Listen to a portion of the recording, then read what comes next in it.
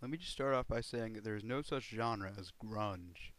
This label was made up by the media to give a name to the Seattle bands of the early 90s, even though they sounded nothing alike. For instance, and I'm probably going to get, if this video gets more views, I will probably get dug into a hole and stoned for this, but I hated Nirvana.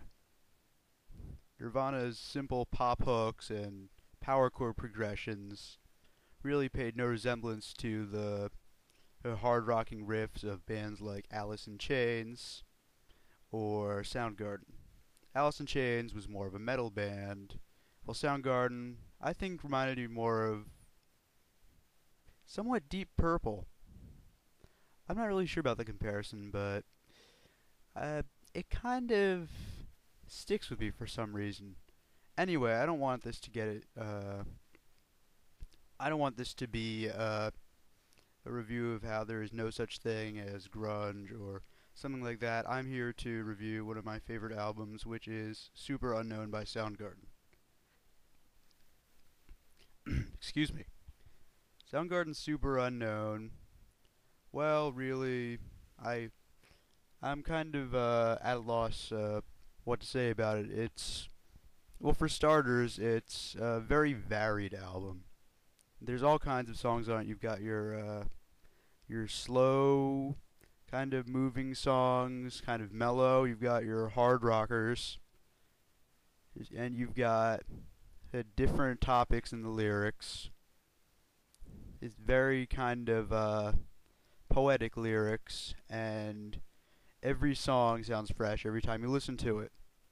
Also, I think that what I find particularly cool is that although most of the songs are very different in sound, the album still manages to really have some a flow to it, like as if it were if all the songs were similar.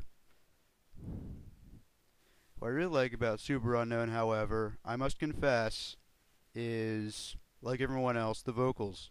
Chris Cornell, who now is doing embarrassing rock, well, pop rock with producer Timbaland, and fronting the ill-fated Audioslave, actually, is an incredible vocalist, or at least was. He has an exceptional range, and, well, he's got an exceptional range, and that's kind of all I can think of to say right now. Yes, I don't know. It's just that the notes that he can hit are just extremely high, but never go into King Diamond kind of territory. For the record, I like Merciful Fate, so don't get your panties in a bunch over that, okay? I should skip on to something else, really, because I'll come back to this later if I think of anything else. Instrumental work. Superunknown has very good instrumental work. Kim Shael, I think that's how you pronounce his name, I'm not really sure, his riffs aren't very complex like most mainstream rock bands. However, they're very catchy, they are interesting, and they have a hard rocking kind of feel to them.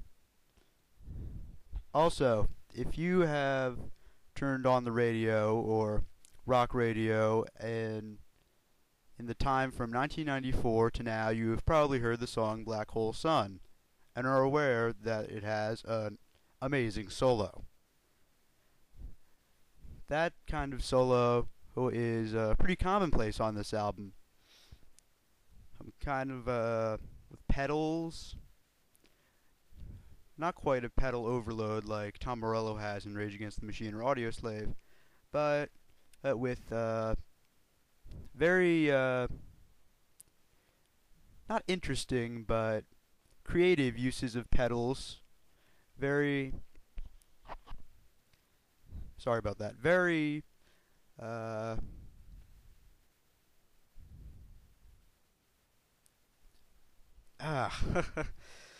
a very kind of, dare I say, even shredding sound to it.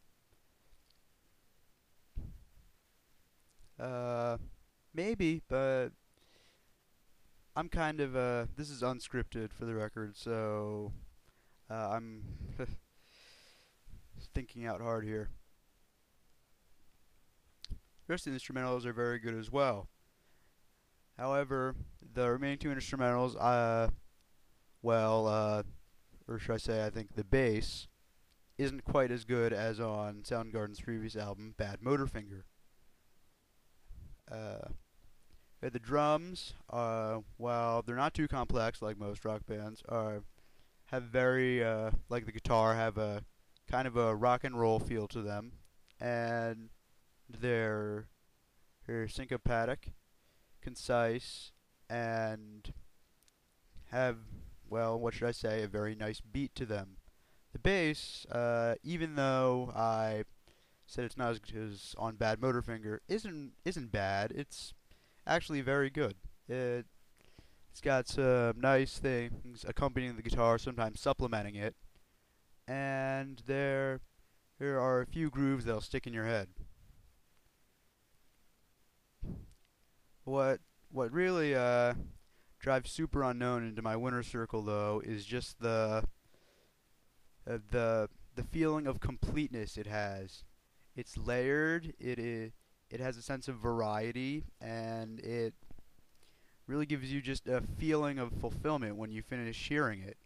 You don't feel like you've heard too much, even though it's long. You don't feel like you've heard too little. Well, if you really liked it, you feel, well, you just get, like, you just get your right amount. Like if you just ate a very, very good meal with dessert. Uh, that's kind of all I have to say about Super Unknown, really. I apologize for lack of things to say and calling Chris Cornell an incredible singer when I couldn't cite anything beyond his range as an example. But I'm well. That's it. If you're looking for an album that's catchy, but at the same time extreme, has a great rocking feel to it.